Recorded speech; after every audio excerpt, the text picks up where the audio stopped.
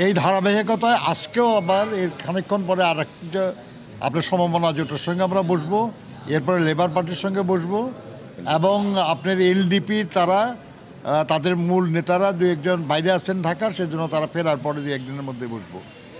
এই আলোচনার প্রেক্ষিতে আমরা কিছু করণীয় কোনো সিদ্ধান্ত হলে সেটা আমরা আপনাদেরকে পরে জানাবো এবং সেখানে যখন জানাবো তখন আমরা সবাই থেকেই জানাবো। তো আমরা আজকে আমাদের মহাসচিব মির্জা ফখরুল ইসলাম আলমগীর, বেগম সেলিমা রহমান, আব্দুল আল মিন্টু সহ আমরা 12 দলীয় জোটের শীর্ষ নেতৃবৃন্দের সঙ্গে বসছিলাম। আমরা দেশের বিদ্যমান রাজনৈতিক অবস্থা, অর্থনৈতিক অবস্থা, জনগণের নানা সমস্যা ইত্যাদি নিয়ে আমরা মত বিনিময় করেছি। সেই ঐক্যের প্রয়োজনীয়তা ফুরিয়ে যায় নাই, আগামীতে সেটা আরও গভীরভাবে অনুভূত হবে। আমরা সেই বিএনপির সঙ্গে অন্যান্য রাজনৈতিক দলগুলিকে নিয়ে অতীতের ন্যায় আমাদের কর্মসূচি আপনাদের সামনে খুব শিগগিরই ঘোষণা করব।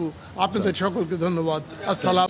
পরিপ্রেক্ষিতে আমাদের আগামী দিনের বিভিন্ন কর্মসূচি কি হওয়া উচিত ইত্যাদি বিষয়ে আমরা নিজেদের মধ্যে কথা বলেছি, কিন্তু আমরা কোনো চূড়ান্ত সিদ্ধান্তে উপনীত হই নাই। বিএনপির স্ট্যান্ডিং কমিটির মিটিং আছে, কাল পরশু তরশুর মধ্যে ওনারা সিদ্ধান্তে আসবেন। আমরা নিজেদের ভিতরে কেবল কিছু কথাবার্তা বলেছি, মত বিনিময় করেছি।